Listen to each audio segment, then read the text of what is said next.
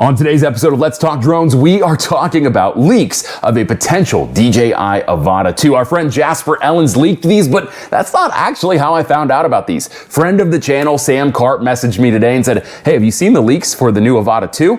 I had not seen them. I'm on the road and my head is all wrapped up in my work, but this is too important to skip over. Despite not being in the new office, despite having a bunch of other stuff going on, we have to stop and talk about the potential leaks of a potential DJI Avata 2. So let's get right into it. Let's talk drones.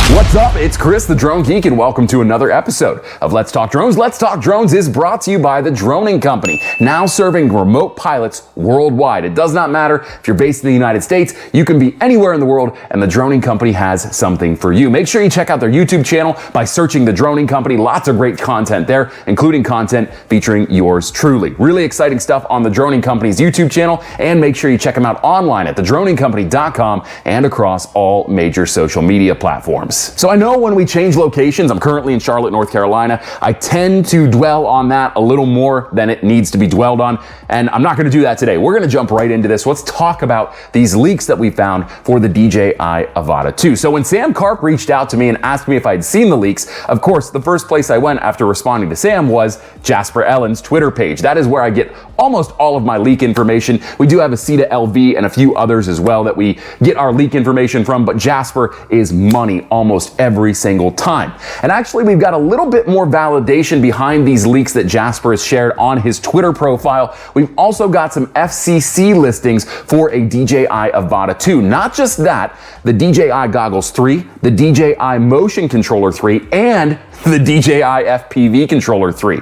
So lots of new stuff coming with this potential leak of the FPV drone, the Avata 2 from DJI. What can you expect from this drone? Well, after doing a little bit of digging and looking at Jasper's profile, sort of coming up with my own conclusions based upon some of the information that I'm seeing, I think we're gonna see basically the Osmo Action Force camera on the DJI Avata 2. It'll have a 1/1.3 CMOS sensor, potentially stacked as well, which will be huge for an onboard camera for a cinewhoop because you're gonna be able to process information faster, which is super important for this type of flying, which is a lot faster paced and a lot more glidey and cinematic compared to your Mavics, your Airs, and your Minis. Additionally, it's going to have 48 megapixels in resolution and will also potentially have 4K at 120 frames per second. 4:3 aspect ratio, which would be huge when it comes to editing this footage. You'll get the full size of the sensor on board, and you'll have a lot more flexibility when editing this footage in post in that case. There's also potential, and this is just my personal speculation, that they may introduce some sort of an improved camera resolution. I'm talking like 5.3K.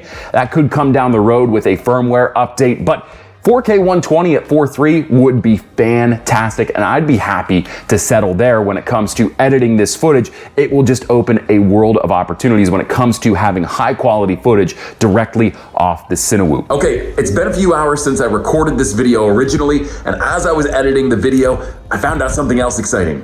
The DJI Avata 2 will probably have Ocusync 4 on board, which is awesome for a cinewhoop. It's gonna have the same transmission system as the Air 3 and the Mini 4 Pro. That means you're gonna have a great signal, the penetration and the range are gonna be fantastic, and for a cinewhoop, that's exciting because as you're flying through buildings and you have a lot to contend with when it comes to transmitting your signal and having a reliable video feed in your goggles, you won't have to worry about it because Ocusync 4 is that powerful. I also found one more piece of information when it comes to leaks on the Avata 2 that comes to us in the form of a photo or an alleged photo of this drone. This comes to us courtesy of our friend Jasper Ellens. I've got his Twitter or X profile linked down in the description below. If you haven't already, make sure you go give him a follow on Twitter. I believe he also has a YouTube channel. Make sure you follow him on YouTube as well. So I'm gonna go ahead and pop that picture up for you now.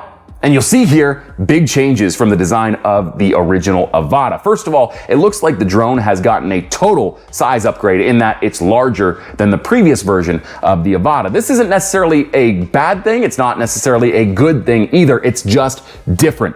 Now, if it is larger and it takes the form of a true 3.5-inch cinewhoop, that means you're probably going to get more power out of the Avata 2, and you're going to have less problems in higher and stronger winds when flying outdoors, which is huge because cinewhoops are already already really weak when it comes to handling strong winds, especially the original Avata. It's nearly impossible to fly in winds even up to 10 miles an hour. It's just not really an option.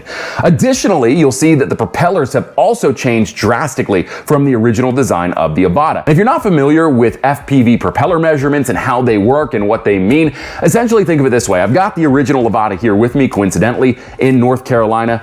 Here we've got a 5-bladed propeller. So this is what they call a fan blade. This is a form of a fan blade propeller. Additionally, and I don't have the exact measurements on this, it's probably something I should know.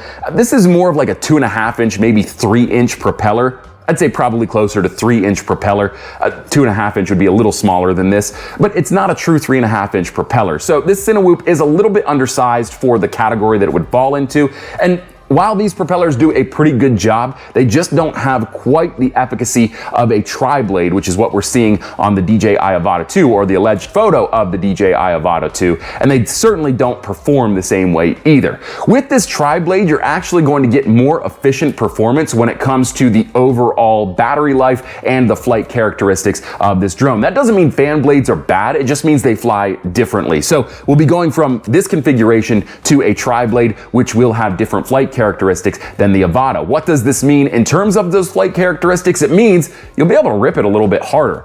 A lot of people found failures with the Avata in the form of not being able to really pull off like barrel rolls or aileron rolls and power loops. That's not really what this drone is designed for. And I'm gonna be honest with you, that's not what cinewhoops in general are designed for. So the Avata 2 probably won't be much different, but you will be able to pull off some more aggressive maneuvers with the Avata 2 if it does have that tri-blade layout. So something to look forward to, really excited about that, especially with the increased size, because that probably means we're going to get larger motors, which was really the huge downfall for the Avata, the original Avata, was the propeller size just wasn't that great. It didn't offer enough power, and sometimes you really paid for that, especially on days where they had a little bit stronger breezes and wind gusts. So big upgrades for the Avata 2 if this is what we are getting. I'm really excited about this one. A lot of people have mixed feelings about DJI FPV products, and while I've started to transition and I'm flying pre-built quads now, I'm moving on this year. I've teased it, and this year it's happening, to building my own FPV quad. And while I've transitioned to that side of the FPV world,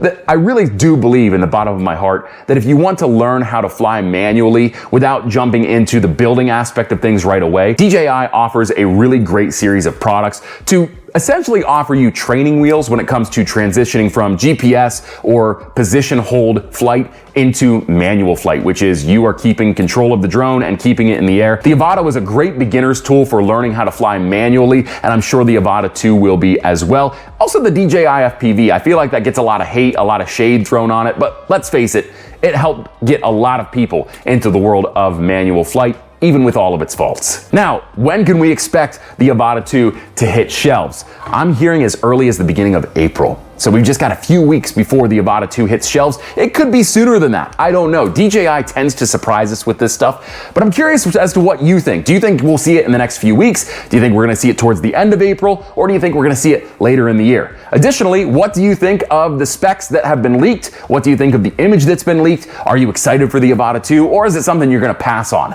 Let me know down in the comments below. If you liked this video, make sure you leave me a thumbs up. Helps me out a lot, helps get this video out into the algorithm to more folks like yourself. And while you're at it, if you haven't already, hit the subscribe button. If you love drone content made by drones, about drones, and for drone pilots, my friend, this is the channel for you. So if you haven't already, hit that subscribe button and the bell icon. You'll get a notification every time I post a new video. Before we wrap this video up, I know that you're expecting a video about remote ID and what we can expect for the enforcement action that came into effect on March 16th. I'm still waiting on an official response from the FAA. Kevin Morris has reached out to me and responded directly. He has indicated that he's seen the email, he's going to respond to it, so I should have some information on that in the next few days. My next stop on this work trip is Kentucky, so you'll likely get that video from me once I get there and settled in for the week. Until next time, I'm Chris the Drone Geek, and I am out of here. See ya! Yo, what you say? Steady screaming, YOLO.